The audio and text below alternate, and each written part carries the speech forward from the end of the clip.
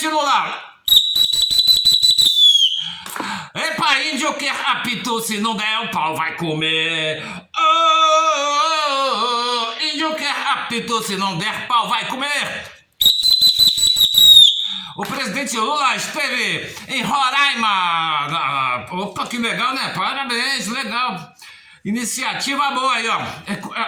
Foi lá, como é que chama? Visitar os Yanomamis. Vamos lá? Os Yanomamis, 40 mil Yanomamis, não são da linhagem Tupi Guarani. Aliás, tem muito índio no Brasil, né? Alô, Tupi, Tupiniquim, Tupinambá. Alô, Caetés, Guaranis, Goitacás, Carijós, Tamoios, Sernambetibas, Inhambequaras, Tribobós, Saquaremas, Ararumas. Alô, pois é, tem muito índio, né? Vamos cuidar dos índiozinhos, as ONGs chegam... Não, ONG não... Aliás, né, é uma polêmica aí, né? Desde a época da Dilma aí, a Dilma acho que cortou um monte de ONG. Aí falou, não chega, só tá muita bagunça, né?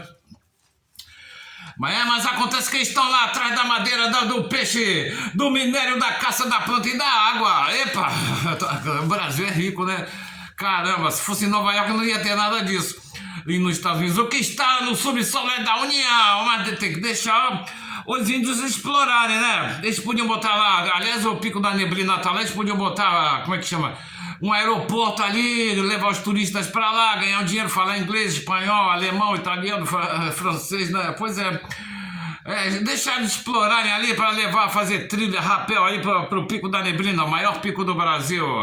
Mas não pode mexer, tudo que está no subsolo é da União. A árvore, peraí, a árvore tá no subsolo? A raiz tá, né? Sei lá. 40 mil índios Yanomamis entre o Brasil e a Venezuela. A culpa é do Maduro, né? A culpa é do Bolsonaro. Não, Bolsonaro... Os índios da Venezuela fugiram pro Brasil por causa da ditadura? Não sei, mas tá no Brasil, é brasileiro, né? Inclusive tomaram a vacina da Covid lá.